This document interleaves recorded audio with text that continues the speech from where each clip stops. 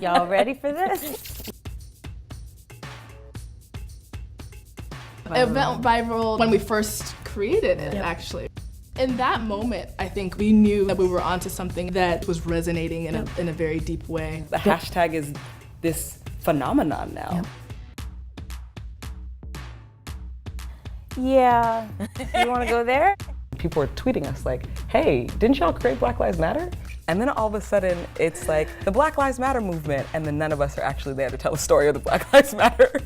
The narrative has really evolved to this weird thing of, oh, you know, again, our Black women are fighting for our Black men. And it's like, wait a minute, what? No, we're fighting for all of us. All right, let me just set the record straight. My name is Opal Tameti. My name is Patrice Cullors. I'm Alicia Garza. We are the founders of hashtag Black Lives Matter.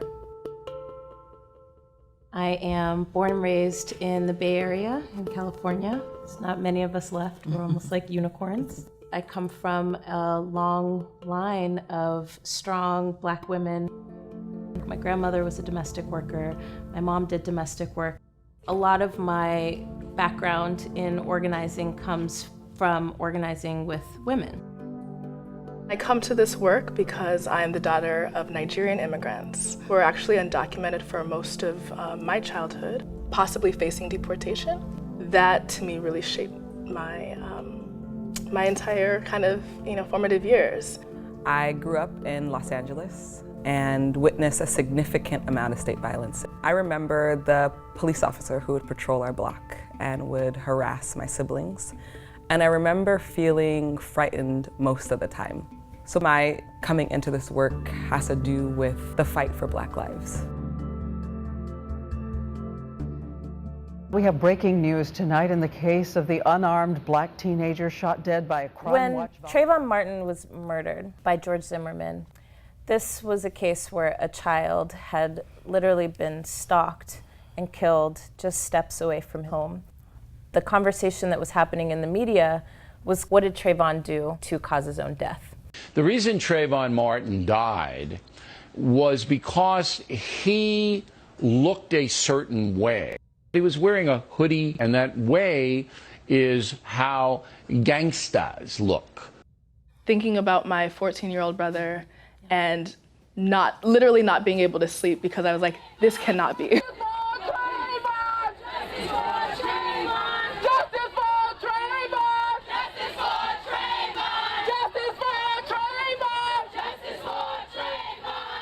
When it was announced that the jury had acquitted George Zimmerman of all charges, it actually felt like I got punched in the gut.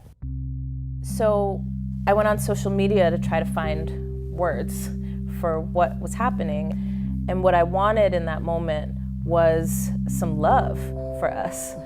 And so I wrote a love letter to Black people on Facebook. And I said, Black people, I love you, I love us, we matter, our lives matter, Black lives matter. And my sister here threw a hashtag in front of it. She was like, that's the business right there. And then my sister Opal said, I have all these skills and I can help build this out. We need people to have a space to tell their stories. We need folks to have a space to collaborate together, to strategize together, so that we can build the power that we need in order to get free.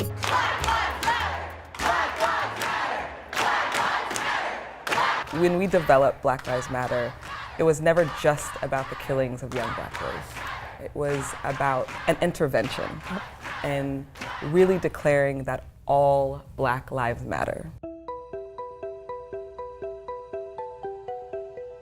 Black immigrants, Black folks with disabilities, Black trans folks, bringing our team that are at the margins closer and closer for the purpose of building our power. Black Lives Matter is about so much more than policing. Yes. And that's something that gets lost a lot. Mm-hmm. And I think we have to bring together more folks than are just working in the criminal justice system. Yes. And we need to understand how police, right, are a part of the ability of these systems to thrive and function.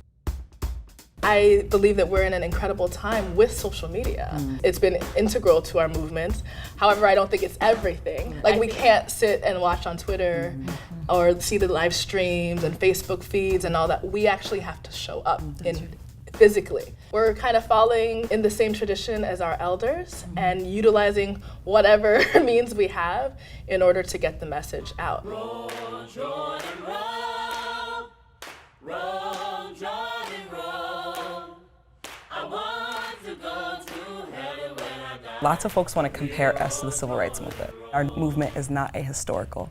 We come from a long legacy of resistance and resilience as Black people. But the old civil rights really upheld a narrative around respectability, around what we're supposed to look like and be like. Folks in Ferguson said, no, we're not your respectable Negro. We are going to sag our pants.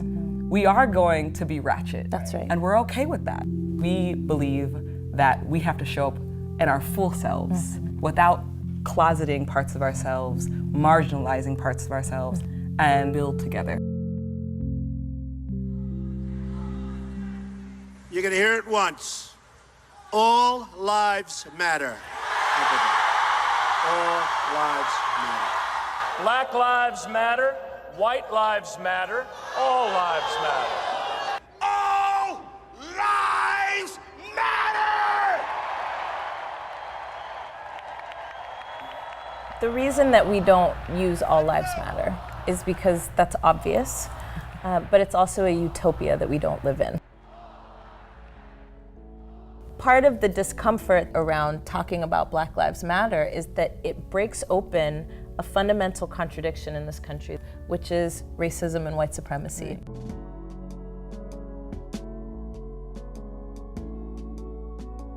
In this next period where we have kind of the sunsetting of one presidency and the ascendancy of another one, we really need to be talking about this question of citizenship, which I think is huge. And I feel like what Black folks are fighting for in this moment, right, is what we've been fighting for the whole time, which isn't citizenship like papers, but it's citizenship like dignity, like humanity, and right? Access. And access, exactly. And making sure that people have the ability to shape and participate in a new type of democracy.